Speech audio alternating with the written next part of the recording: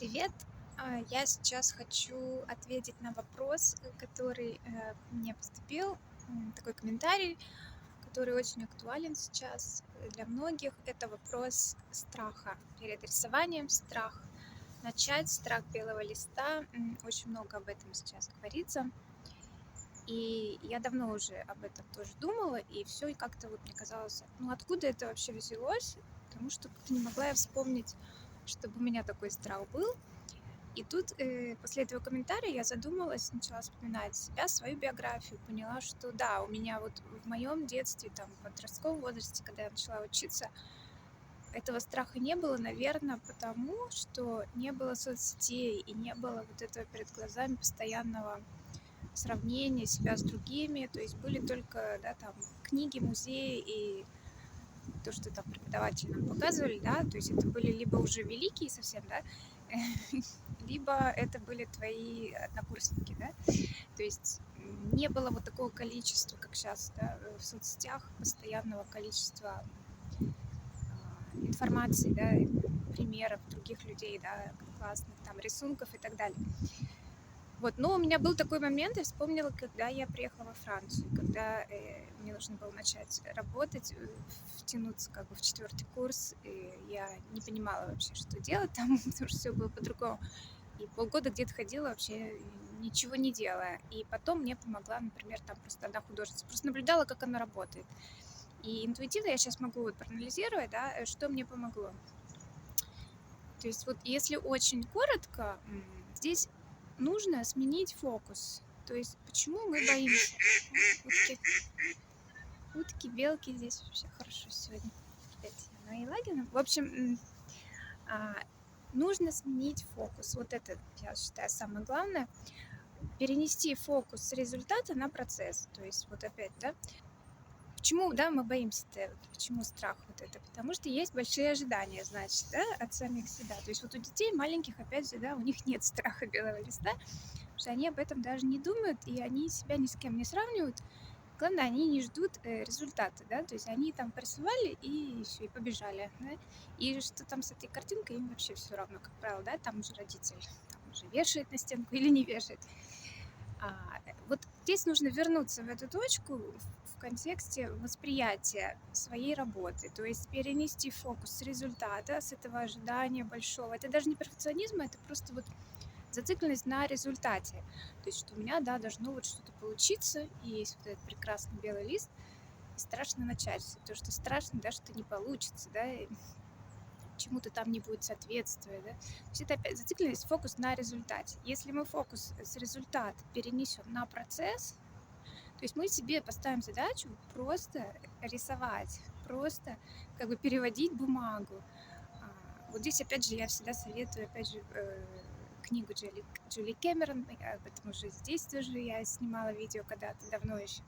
Вот «Путь художника», вот она тоже об этом говорит. То есть как писателю, да, нужно просто писать, художнику нужно просто рисовать. То есть нужно на количестве сначала даже сфокусироваться. Вот если вы начинающий, да, не на качестве, да, а на количестве. То есть вы себе просто даете определенную задачу, что там мне надо на этой неделе нарисовать там 3 рисунка.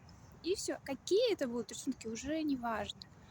Но вы себе как бы вот ставите такую задачу и просто рисуете, производите вот это количество работ. Вы потом уже на них посмотрите, там сравните с чем-то, решите там, какие они. Ну, сначала вам нужно вот продуктивность, да, произвести, да, вот это э, количество каких-то работ. И вот если вы переведете фокус с этого результата, как бы с этих ожиданий, просто, да, на процесс, на то, что вот мне сейчас надо просто вот, да, у меня есть полчаса, и мне надо взять бумагу и нарисовать что-то. Вы увидите, что вы уже не думаете, вам уже не страшно, вам просто надо сделать эту работу. В какой-то момент мне помогло слово «эксперимент», что вы просто вот делаете некий эксперимент, да, вот представьте, химик какой-то, ему надо, да, там что-то найти, и он просто все время же, да, он даже практически должен, да, это что-то там делать, да, и химичить. Я, конечно, так примитивно, ну, в принципе, да, То есть он не может в голове, да, родить этот результат. Человек там музыкант, да, он не может сесть, там, сидеть сначала 2 часа, да, медитировать, а потом вдруг с нуля, да, сыграть там какое-то произведение. Ему надо на кнопку нажимать на эти да, клавиши. То есть вот здесь тоже, то есть фокус переводим, да, просто опять же мы смотрим картинки, да, мы сейчас смотрим очень много всего вокруг, Pinterest, Instagram, да, мы видим эти прекрасные скетчбуки, да, видео блогеров, которые снимают вот эти идеальные скетчбуки. Я, кстати, вот все давно не показывала свой скетчбук, обязательно сниму тоже, покажу скетчбук, как говорится, какой он есть.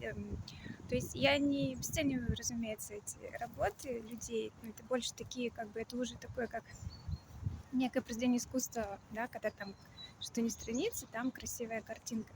В принципе, скетчбук — это кухня художника, где могут быть какие-то почеркушки, какие-то записи. Черновик, то есть он не может быть идеальным, если он такой по-честному, да, к нему подходить.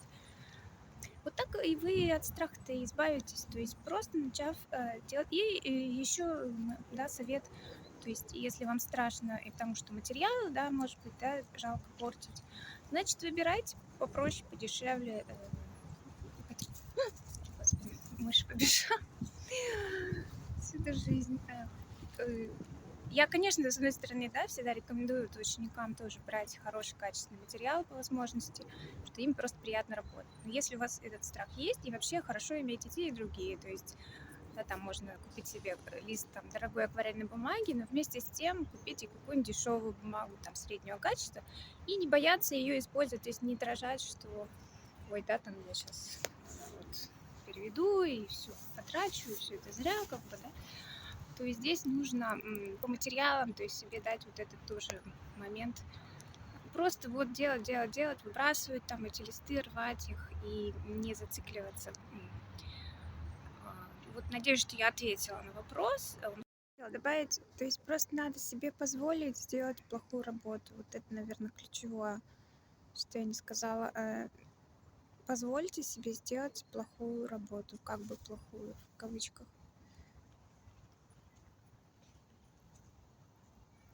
Так красиво. Если вы позволите себе сделать плохую работу, вы это и снимете. Потому что суть, на самом деле, знаете, в чем? Что вы никогда не знаете, какая работа будет хорошей, условно, а какая плохой. Поэтому пока вы ее не сделаете, и пока вы не сделаете плохую работу, точно не будет следующей хорошей. Вот, поэтому надо себе позволить сделать плохо, позволить себе испортить что-то. И дальше будет уже следующее.